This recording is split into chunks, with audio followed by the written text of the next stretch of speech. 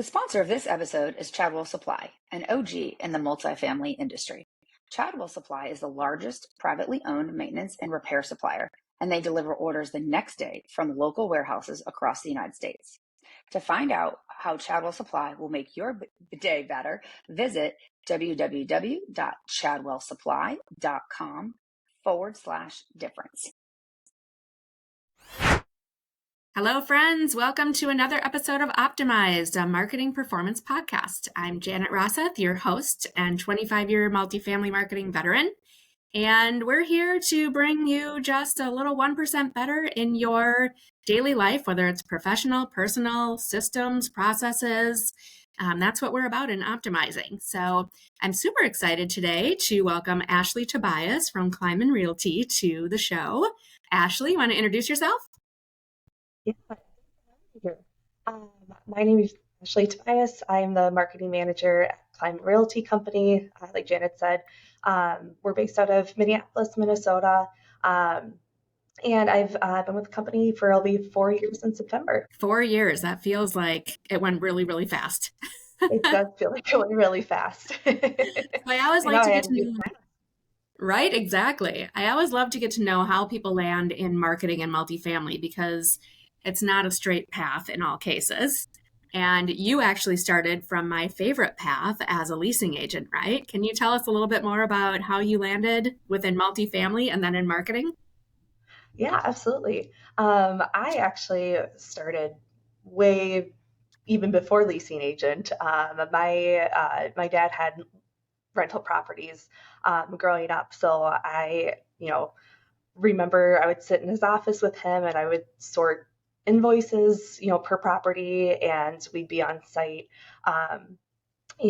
turning apartments and, doing the maintenance on the apartments, the lawn care, a little bit of everything in between. So my introduction to multifamily started way before I even thought that I'd into the end up with this industry. Exactly.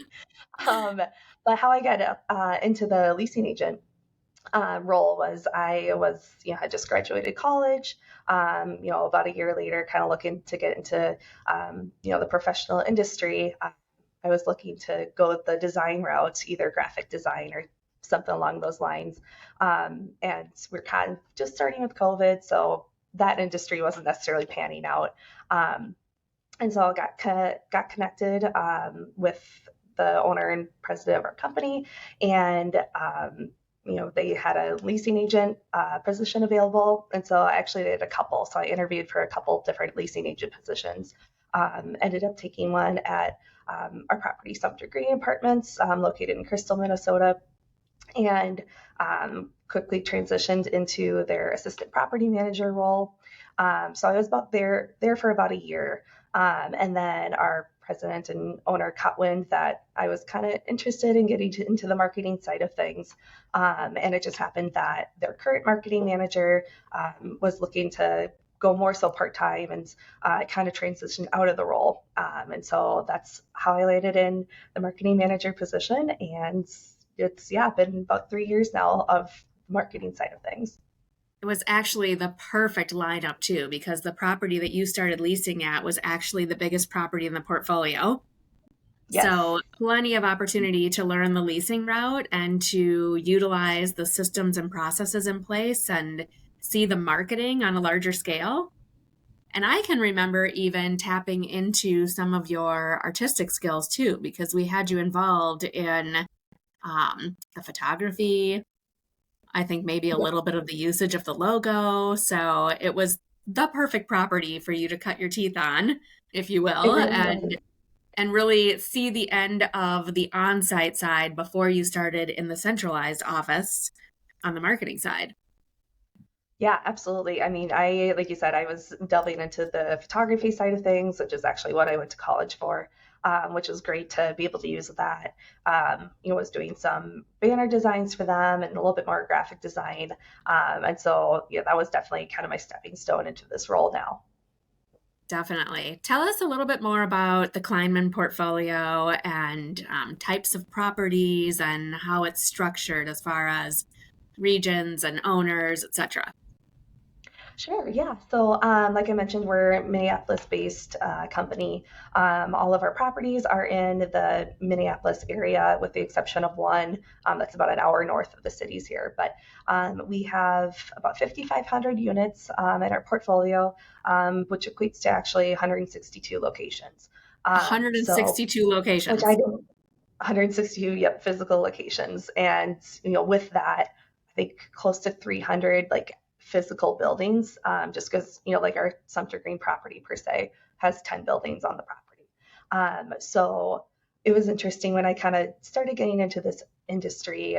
I thought 5,500 units was a lot, which it is. But then talking to some other, marketers, and they're on 10,000, 20,000 units. But in retrospect, then, talking about actual locations, maybe most of their properties are 500 unit properties, whatnot. So Yeah. It changes smaller the amount of scale properties. incredibly when you think Exactly. number of units per building versus number of units total. Right, exactly. But yeah, so Kleinman Realty Company is a third party, or fee-based management company. So we don't own any of our buildings. We have about 30 different property owners that we manage properties for. Um, and so, with that, 30 different owners, a lot of different perspectives and takes on how they, want their property managed.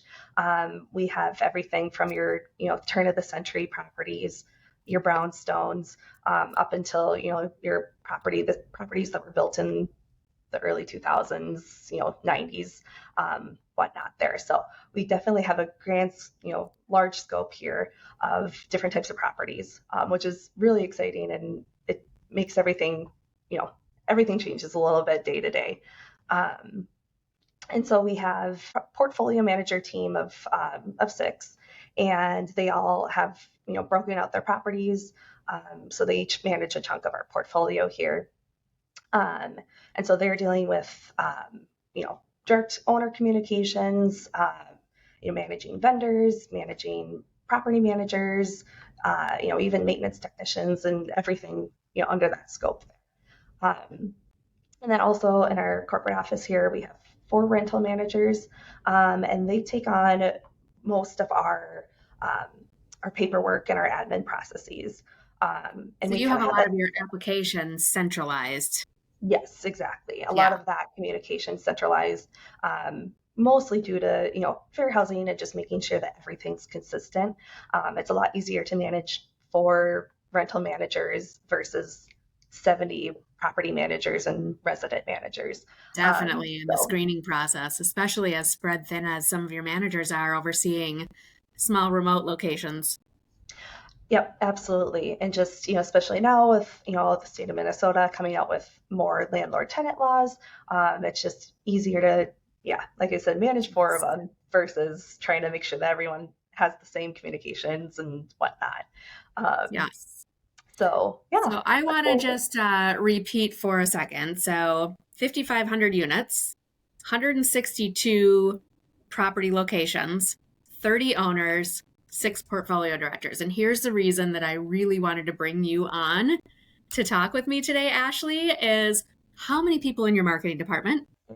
Well, it's like you like to say, there's 3. It's me, myself, and I. Pretty area marketing department of 1. It always blows me away. And I just could not wait to bring you onto the show because I think it's so important that we capture how to optimize and how to get your arms around the position when you're a one-person show. Because that's the interesting thing about a marketing position is in this industry, when we talk about property managers and what should be the threshold, it's always 1 per 100 units. You should have a property manager 1 per 100 units or a maintenance person on site 1 per 100 units. But when it comes to a marketing department, there is no rhyme or reason in this industry as to how many bodies in the office, what do you do in-house, what do you outsource, and you always astound me at what you're able to manage as a one person, one woman shop across this many units and this many buildings. Because I think when you really break it down to number of buildings, what always hits me the hardest is like that is 162 Google business listings to manage. It's 162 locations with floor plans, logo, photography, website presence, connections to an online application, all those processes. It's not just 5,500 units or 30 property owners. It's that many entities that have marketing applied to it and have potential of needing some little change or contract upgrade or whatever it may be. So it's a huge role. Yeah, there's never a dull day. There's so many No. moving pieces to it. And just because we do have such a large scope of the type of property that we have, it's like you said, every single business profile, Google business profile, every single website, web page, ILS listing, they're all different. There's no, copy and paste here really, because we just do have so many unique types of properties. Right. So I'm sure when if I had asked you the same question 3 years ago when you were a year into the position and, you were just in there doing it, if I asked you the question, Ashley, how do you get it all done? You would probably say, I just do, right? But you've now had 4 years in the position. You've met lots of other marketers. We've traveled together to conferences. We have a whole crew of people that you and I both align with that are marketers in multifamily. And so you've seen across the lines how other people manage departments that handle marketing across the portfolio. So if I ask you that question now, Ashley, I'm like, how do you do it? What do you think your secret sauce is in being able to manage this many entities? I think for one part, I think my answer would still be similar of sometimes I just do. Like you're just in autopilot and I gotta get whatever I need to get done here today. But I think what I've learned, one is, just listening to whoever you can talk to, whether they're marketers, whether they're property owners, vice presidents, portfolio directors, whatever it is, just try and absorb as much information as you can because it will set you up for success in the future. I think another big thing that I've learned is to utilize your vendor partners, whether it's, ILSs or reputation management or, whoever you use, utilize them and their sources and their knowledge because they do have so many resources.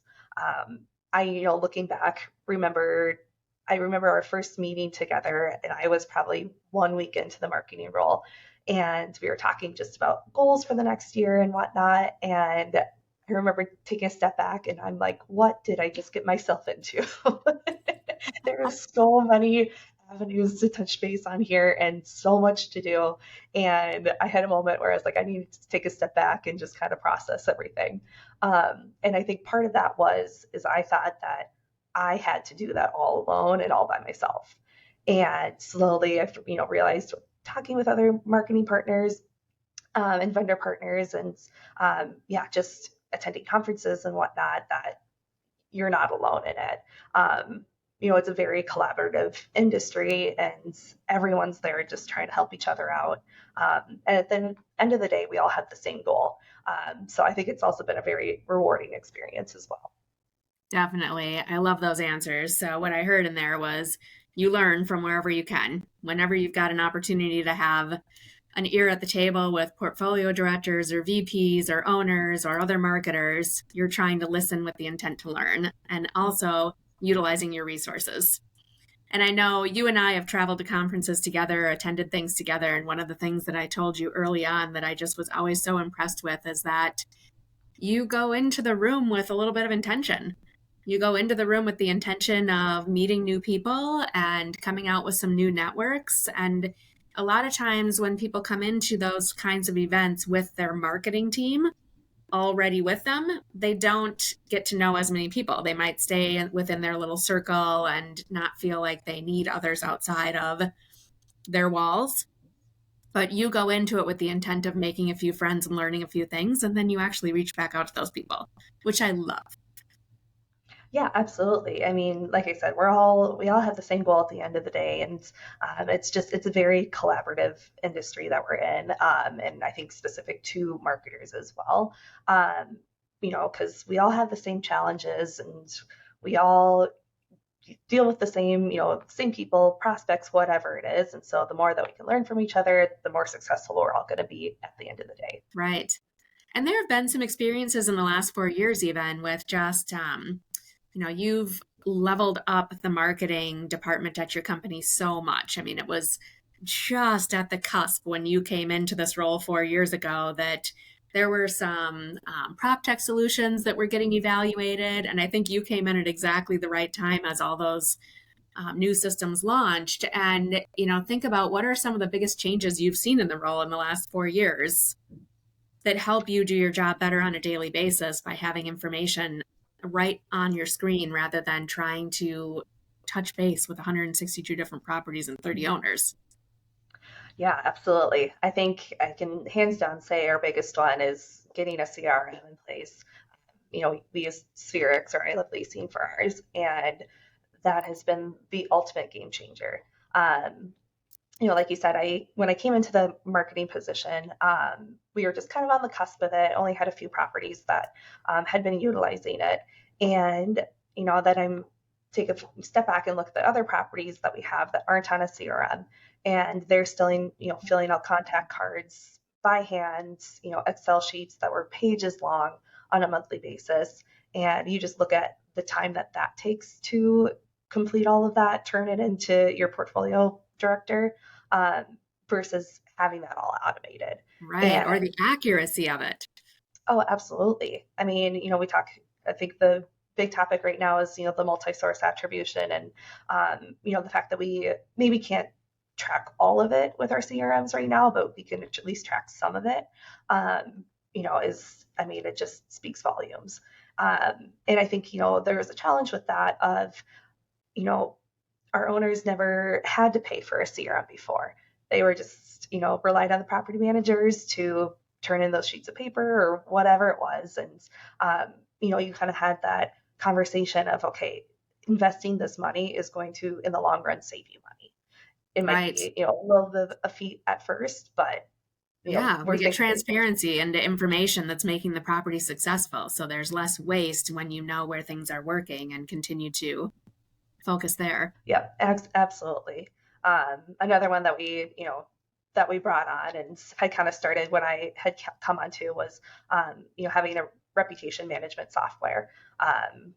That's another big topic, hot topic here in the industry. And, whether it's your Google reviews, Facebook, reviews, any of the ILSs, whatnot.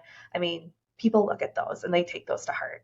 I think about when I'm on Amazon or when I'm, looking at restaurants or hotels or whatever that is. I mean, I'm looking at the reviews. Right. And so I think that's another big push, in our company. And, we're still working on getting all of our properties, utilizing that tool. Again, I think a conversation with our owners is, the cost versus the return. Sometimes, especially with reputation, I feel like it's harder to track that, or to be able to, show how big the return is, because we can't see what every single eyeball that is on that, 3.8 review, star review on Google or whatnot. But I think, just going back to educating our owners and, educating our teams of the importance of that. Yeah, that was a fun one that I got to watch you guys launch. And, looking back on those days, it was like there wasn't really transparency into. I know that I always came to you and said, like, gosh, your company has such a great story that's just untold out there. Just the loyalty within the employees that have been there for so long and the owners that have been with you for so long. And when you launched that reputation management software, I feel like there was such an instant increase in incredibly happy residents having a place to post that information, and even happy and satisfied owners who came and posted to your company page. And I don't know whether or not you're able to track it back, but it sure felt from my view like once you implemented that system and put it in place, it seemed like every month after that you were onboarding more owners. So there was an opportunity for owners to be able to look back and see the satisfaction of not just your residents, but your employers and vendors who work with you and other owners who work with you. Well, absolutely. I mean, we even had, a potential owner a couple of months ago say that they, looked at our Google business page and, led them to our website. And I mean, it's to hear that and you're like, okay, it works. Like there's a reason that we're doing this. And Yes, so, yeah, that was, very rewarding to hear as well. definitely. Definitely. That was a big one. So CRM, reputation management, anything else that you launched in the time frame that you've been there that's helped you level up? I think another big one, we revamped our KRC Apartments, which is our marketing division of Kleinman Realty. But we revamped our KRC Apartments website. And because that website that was there before had been about 10 years old. And just, to think about the technology from 10 years ago to today, how much Oh has gosh, it grown. changes in a matter of months, not years. Oh, it truly does. And so, yeah, I, think about like AI per se. When I started, that was not really a topic of conversation. And here we are 3 years later, and you can't have a conversation with somebody without AI being brought up. Right. But yeah, so we revamped our KRC Apartments website, which, I mean, it took a long time, but it's, you had to invest the time, make sure it was right and it worked the way that we wanted it to. We were lucky to, be able to customize it down to a T.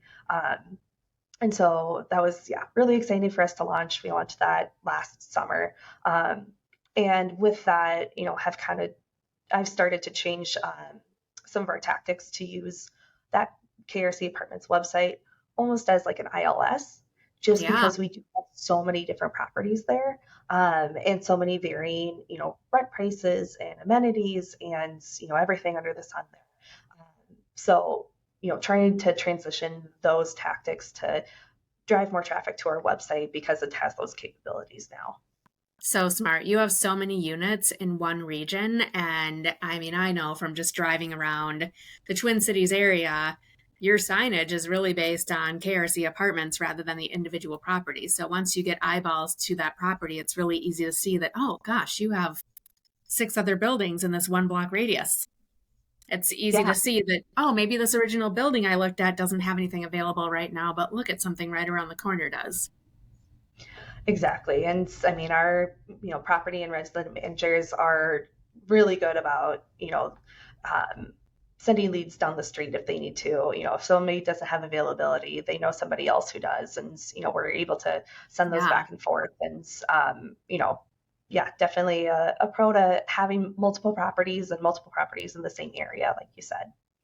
And when you introduced that new version of the website, was it even that much easier for your individual property managers to jump on and be able to refer a prospect to a property nearby when they don't have the availability? Yeah, we actually put a part of the web pages that are specific to the property.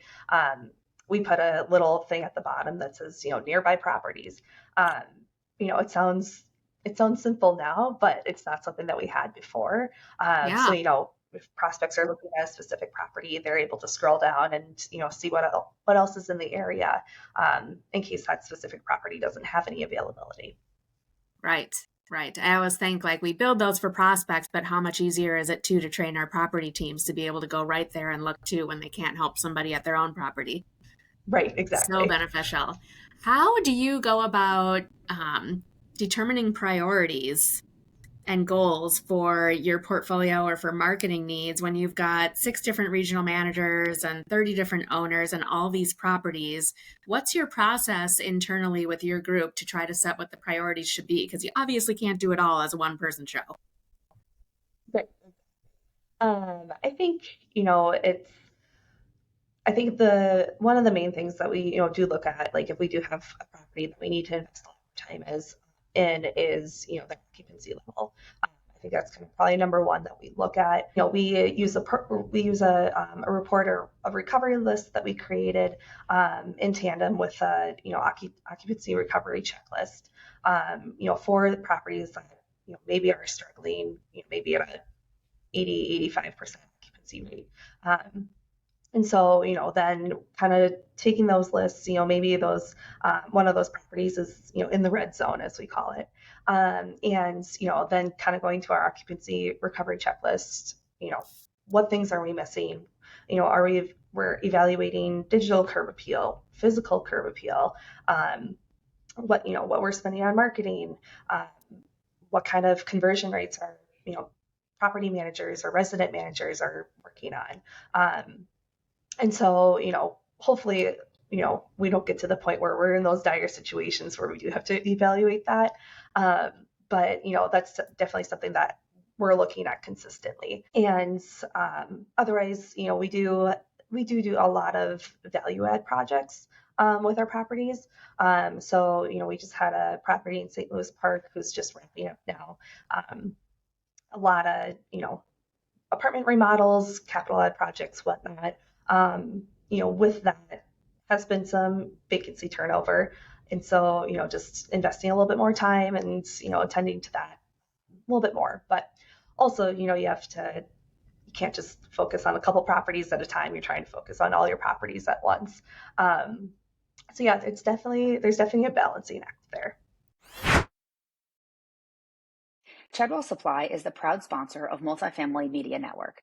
Chadwell Supply is the largest privately owned MRO supply company and is committed to the multifamily industry. They deliver orders the next day from local warehouses across the United States. Chadwell Supply offers valuable resources such as maintenance training, a dedicated renovations team, and procurement platform assistance, ensuring multifamily properties operate more efficiently. Now, by partnering with Chadwell Supply, they'll help communities stand out in an increasingly competitive market.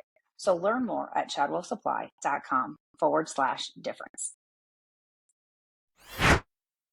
Yeah, it always feels to me like your team does a really good job of identifying when you have a couple of properties facing a common issue. Your team tends to look at that like, okay, let's find a solution for these, but let's roll it across everybody. Mm-hmm. Let's bring it to everybody's attention and try to solve as a group rather than solve individual property issues. Let's make this actually part of our processes now.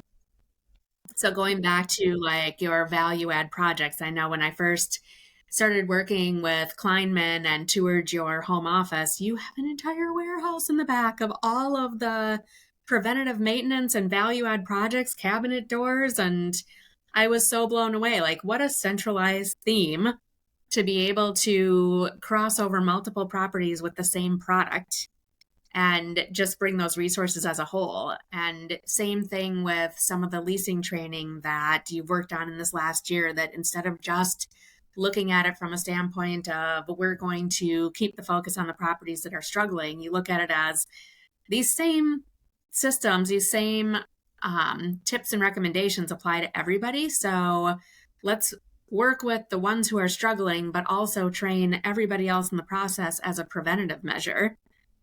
And I think I've seen along the way, you have people who move from one property to another, and then their skills translate right to the next property too. It's not like they're going to the new property and having to relearn everything. They've all been trained the same way. Absolutely. And we have, quite a few of our managers who do, manage multiple properties, just because, it's about 80% of our properties are 50 units and under. So, there's managers who have 10 properties and that they manage, or 16 or however many, where they can, and sometimes that spans different ownership as well.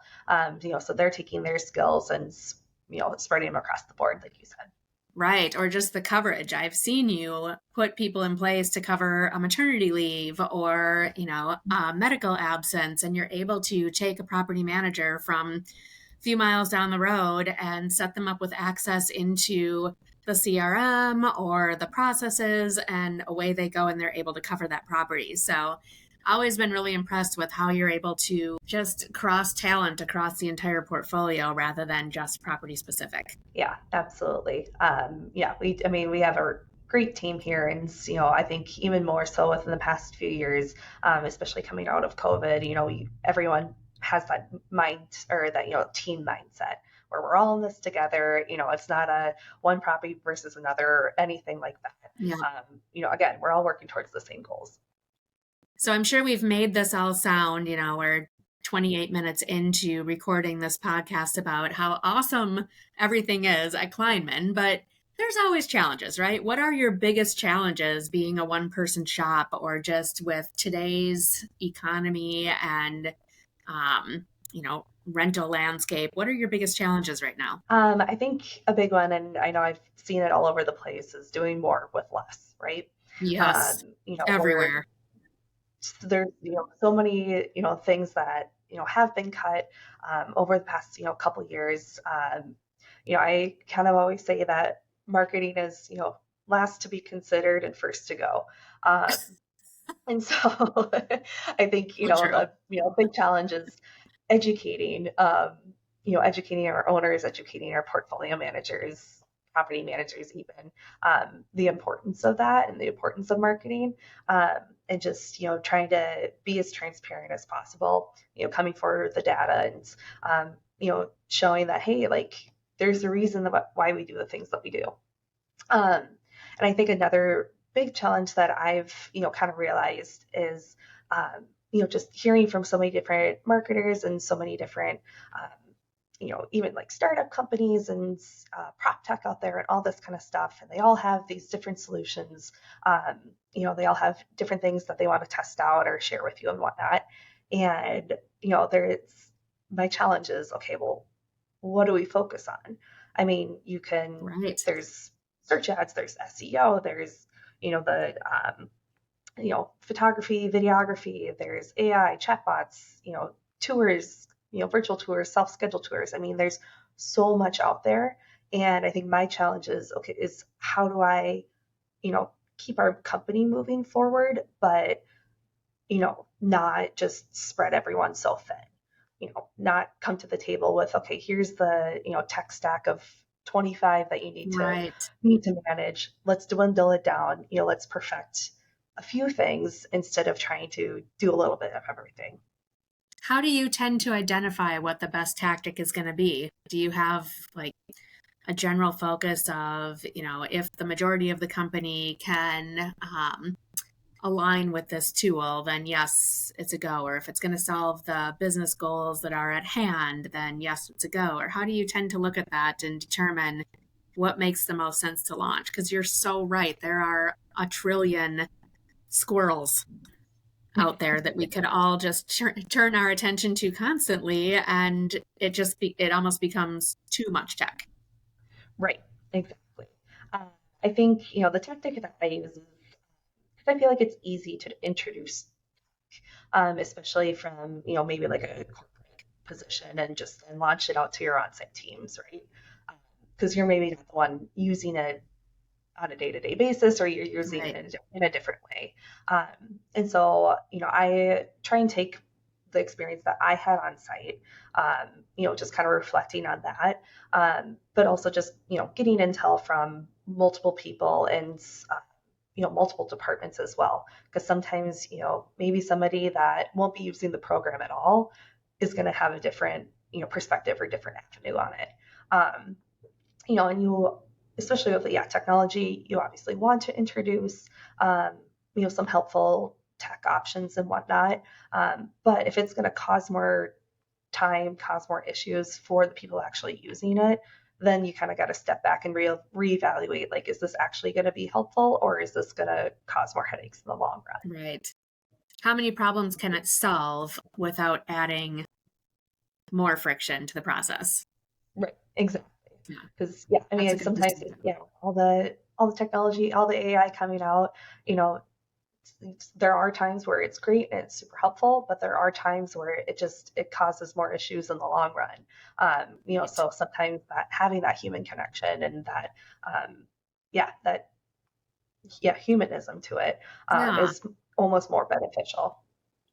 So I think one of the challenges that we often face in the marketing role within organizations like this is that rolling out those kinds of new tech stack platforms or new initiatives, we're rolling it out as marketers from a standpoint of influence rather than authority. It's our responsibility to change behavior across on-site teams, across the portfolio, but they don't actually report to us.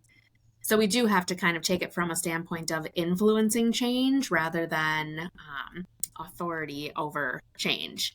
How do you tend to approach that? I love that you just said that you really involve people from across the organization before you start to bring something new to the sites.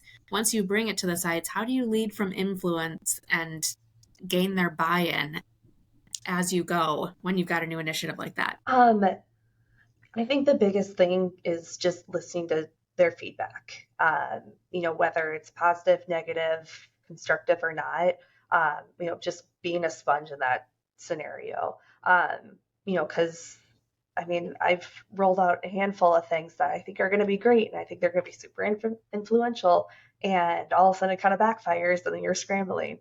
Yes, I was on site, for a year, but I was on site with one property, a large property that had a large, budget. We had a team of 4 there. So I never got to experience the on-site teams who have multiple properties or one person teams for, 250 units or whatever it is.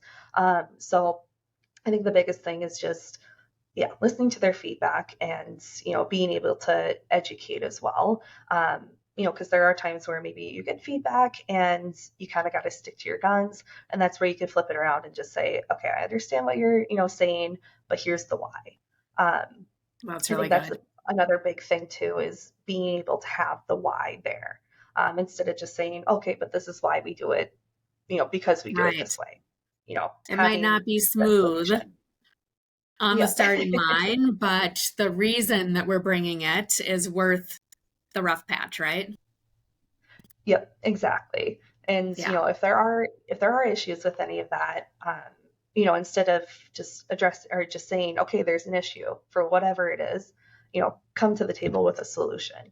I think that's one of the better ways that you can approach situations, and like you said, lead by influence is instead of just pointing things out and then walking away, point them out and say, these are my ideas, or asking other people for their ideas or solutions. Just again, at the end of the day, just being collaborative. It just makes me think too, because I've been present at some of your training sessions when your managers are in the central office and all together, and you do such a good job of opening that communication circle for people to give feedback, and they are comfortable giving feedback that might not be the most positive in terms of tech stack that they're using, but I think that's so important that they're comfortable sharing that feedback and feeling like I'm going to give you some points of friction that I'm experiencing because I'm going to trust that you're going to take it where it needs to go to get smoothed out. Yes, absolutely. And if you show that you're open-minded, in turn, they're going to also know that they can be open-minded as well with these solutions. That was a big thing. We surveyed our employees for a couple years in a row now. And that was one of the bigger things that they came back with was, maybe feeling like their voice wasn't heard, or that they had issues that weren't being addressed or whatever it is. And so that was one of my main goals over the past couple of years was, okay, let's all get together. We're going to lay it out on the table and, we're going to try and find some solutions here. Because maybe our on-site teams are experiencing things that our corporate office doesn't know about, and vice versa, where maybe, our portfolio manager team, our marketing team, is experiencing issues that our on-site teams don't know about. I love bringing people together and just let's hash it out together in person. We're going to negate the emails and phone calls and whatnot. It's just, let's do it in person. And they do such a great job sharing with each other, like, hey, here's how I found the mobile app works really well, because I'm out on the road a lot bouncing from property to property. But for the teams that are in office, they do a good job sharing their tactics too. I always appreciate the collaboration and camaraderie within Kleinman. Yeah, absolutely. And you have now just launched, rather than just relying on being able to come together, you just launched your company intranet, which adds another layer of being able to bring people to one common source of information. Yes, that was a huge win for us this year, is being able to launch that intranet. And, that was another big thing that came out of those employee surveys was communication. Our employees and our teams felt like maybe they weren't getting communication or were getting, um, you know, different things from different people. And so that was one of our big pushes for why we built out the intranet was, okay, here it Yes. is all in one spot. How and where you can access it. Um, and yeah, I think it started off really strong. That's so good, especially considering that you have a batch of weekday workers and you have evening and weekend workers. So you've got some part-time managers that aren't able to just come to every training session that you offer in the middle of a Tuesday. Right, exactly. And yeah, there's such a, wide scope of, yeah, the type of managers or even maintenance technicians that we have. And, or it's as simple. I had a property manager email me the other day, just, thanking us for putting together this intranet because she was able to find a vendor's phone number that she didn't What have. a win. And I again, it love those sounds emails. so I love when simple, somebody but takes the time to make you feel like your effort is worthwhile, right? right, exactly. I was like, okay, good. This, 9 months of putting this together didn't go to waste. Yes, exactly. So I'd ask you what the biggest wins you feel like you've had of 2024, but I feel like we may have already covered them. Is it the internet or what other big wins have you felt in 2024? I think, yeah, biggest one was probably our internet this year. And just, again, opening that line of communication from our teams, yeah, all throughout our teams. Another one that, 2024 isn't done yet, and I'm hoping that we're going to be able to accomplish this, but get the last remaining number of our properties on a CRM. Oh, That's a nice. goal, for us company wide by the end of 2024. So I'm really looking forward to that one, just because, when we're pulling conversion numbers and all that kind of stuff, we're able to see that for a Yeah. majority of our properties. There's still a few that we're not quite sure about. So that's going to be another huge one for us. Yeah. And what an opportunity, too. I know that the CRM that you use, you really have the ability, too, to take a prospect from one site and um, refer them to a sister property through that Yeah. system. And you have the perfect environment for that with so many units in one region, being able to cross refer prospects and share a pipeline and just leverage the information that you're seeing across marketing and leasing as a whole. That's going to be incredible. I bet you just can't wait to get into 2025 and be able to see all of it in one place. Yes, exactly. And just, I love looking at the data and looking at the reporting and seeing, where we can optimize and, being able to see that now, hopefully, portfolio wide without Yeah, having those one-off caveats. I mean, that's going to be a huge game changer, for myself in this position, as a one woman to marketing team, but also right. for our current owners, future owners, and, everyone involved. Any other big plans coming in for 2025? I think, I mean, we're going to get those properties signed up for the CRM, but then it's like, okay, the training on it and, gathering all that data and, seeing what holes we need to, fill in our bucket and whatnot. So there's Yeah, definitely, I think there would be a little bit of a learning curve there going into 2025. And then another, big push after that will definitely be adding more properties on our reputation management platform, and just, really honing in on that. yeah, Like we said, with 100, we haven't had all of our properties on a Google business page yet. There's still a few caveats there, yeah. but really focusing on that as well for So it's 2025. really a goal of leveraging the current technology across the entire portfolio. Yes. Yep. That's I going to would be love nice. to, work towards having that, quote unquote Kleinman standard. Even Yes. though, yes, we have 30 different owners, but, there's a reason that we're here and we're here to help is, because we have the standards that we do. Yeah, definitely. Definitely. I'm curious, any tools you could literally not live without as a one person team or recommendations for anyone else listening who is a one person team and is listening like, gosh, I've been struggling with being a one person team over 2,000 units. And here's Ashley with 5,500 units and 162 locations and 30 owners. What do you use in your day to day that you just couldn't live without? Oh gosh. Well, I personally don't have a great memory, so I will put everything in an Outlook calendar even just, I'm totally a pen and paper gal, so I'll still write down a to-do list. But just, writing down everything and saving everything, even if you don't think it's going to be, viable in the future, something that you're going to use, save it anyways. I mean, that's something that I found is, um, just take in as much information as you can, document everything. I mean, it's gonna come around at some point, in the next, whether it's 6 months, year, 5 years. And I think the other, kind of trick that I found is, do your preliminary work and do it right the first time, whatever it is. If you're creating a template for onboarding, or if you're organizing your photos or whatever it is, if you set up the structure in the beginning and the foundation correctly, it's going to make things so much easier, for, let's say, that property specifically in the future, or when you do bring on new properties, and just keep things a lot more consistent instead of trying to have to reinvent the wheel for every property. You do such a good job with that too. I know you've been through so many acquisitions, and I mean, handfuls of them at a time in 1 month. And I've always loved that about you and been impressed by that about you, that you come into a meeting, you listen to the tactics that are being talked about and delivered by all the stakeholders, whether it's a regional manager or an owner or whoever's at the table, the property manager, the leasing person, and then you remember it.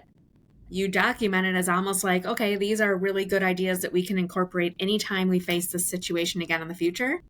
And the next time you come into a meeting like that, you have your little arsenal of topics that you'll bring to the table. Rather than recreating the wheel every time, you come to it with like, I've been here before, and here's what we did. Right. And you can kind of, piecemeal like previous things that have happened together, and then kind of, cater to that specific property or owner or whatever it is.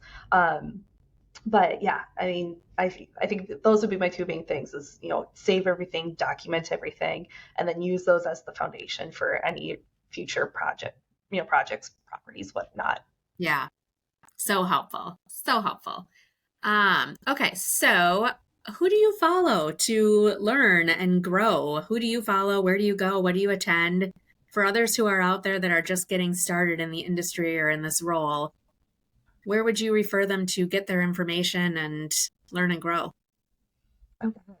I've, within the past couple of years have finally kind of started, diving into the national conferences that are held. I attended AIM for the first time this year. I've attended a couple of Zillow's conferences in the past. And so, again, that's a great place to network and just get so much intel from different types of property management companies, different types of marketers, whatnot. I mean, I remember walking out of AIM just thinking, I have so much more to learn in my position. Not that I thought that I knew everything, but I was just like, wow, there's so much more out there. Me too. I'm 25 years into this career path, and every time I come home from AIM, I'm like, wow, so much good stuff. Well, I mean, the industry is ever changing. I mean, it's never staying the same. So there's so much out there to look at. Another just great resource, again, is your vendor partners. I mean, they have so much intel from the prospects that they're watching, the renters, everyone, in between. So just, having conversations with them, seeing what kind of data they're able to pull, that's definitely, a good starting point. Just because, a lot of those vendor partners are already built in because you're already using them. Right. So that's a great Or attend the events that they host. That's always a good place to meet people who are in your local region too and might be using the same tools or resources or facing the same common problems. Oh, absolutely. Yes. And even like, here in Minnesota, we have the Minnesota Housing Association or MHA, and, just attending those conferences or seminars, education. I mean, there's so many resources out there for people. It's just taking the time, maybe spending a little money, but to attend those. They're going to be beneficial through and through. Yeah. And if you don't have a solid budget to attend the stuff that costs money, the events that vendors host are a really good place to start because they're covered. They're inviting you and paying for you and putting you in a circle of networks that can then be part of your networks as well. Absolutely. And then another Regardless big of your one. budget, there are places to network. Oh, absolutely. I mean, LinkedIn, I will Yes. scour LinkedIn, after the AIM conferences, after NAA, after um, what's it, OpTech, and like people's reflections on those conferences. Yep. You can learn so much from their posts, and it's condensed So true. version. It's quick, it's easy, and you can just learn so much. I agree. Definitely. Okay. So I have one wrap up question that I ask every single guest. Okay. The question is, in the spirit of optimizing, what do you do personally on a daily basis to really set yourself up for success and optimize your day-to-day performance? It can be work, it can be life, it can be wherever. Oh gosh. I think the main thing is prioritizing the balance of life and work. Um, there, because if, one goes astray, it usually affects the other. Maybe, you had a bad day at work and then it kind of trickles off into the evening, or, maybe something, happened in your personal life and then it kind of trickles into work. And so, I think the biggest thing that I found is just, knowing and learning how to separate the two. Um, it's just going to set yourself up for success in both avenues. It's easy to check your emails at 7 o'clock, 8 o'clock at night, just to see what you're setting yourself up for the next day. But at the end of the day, if you're checking your email at 8 o'clock, nothing's really going to get done till the next morning anyways. So, might as well kind of separate those two. And another big one that I've just personally is, getting outside, moving, just prioritizing that part of your health as well. For me, I'm sitting at a desk basically 8 hours a day, unless I'm running off to properties and taking photos and whatnot. And I can just really tell a difference in, my energy, my mood, my mindset, the days that I don't get a chance to get out, walk around, get some movement in versus the days that I do. That's really good advice. I love that. Get out and move outside and separate your work and your life from your home life a little bit. Yep. Good Yeah, advice. exactly. All right, Ashley, if listeners want to follow along on LinkedIn with you or on social media, where do you recommend they find you? LinkedIn's great. Yeah. Ashley Tobias, again with Kleinman Realty Company. Would love to connect with you guys and learn a little bit more. And this industry is all about learning and constant education. So, feel free to reach out. Agreed. And thank you so much for being a guest today. To all of our listeners, thanks for hanging out with us. It's been a fun conversation getting to know Ashley better. And if you like what you've heard, please like, share, invest some time in the podcast. Go out to Multifamily Media Network, who hosts this podcast. They have a ton of content and really good hosts and even more podcasts. We love sharing their information. And we hope that you go out and find 1% better optimizing your professional or personal life. Thanks again for joining. Thank you again to Chadwell Supply for sponsoring this episode. Chadwell Supply delivers unforgettable service with next day delivery, online and in-person maintenance training, procurement platform, assistance to make your ordering simple. Visit chadwellsupply.com/difference to learn how Chadwell Supply will make your day better.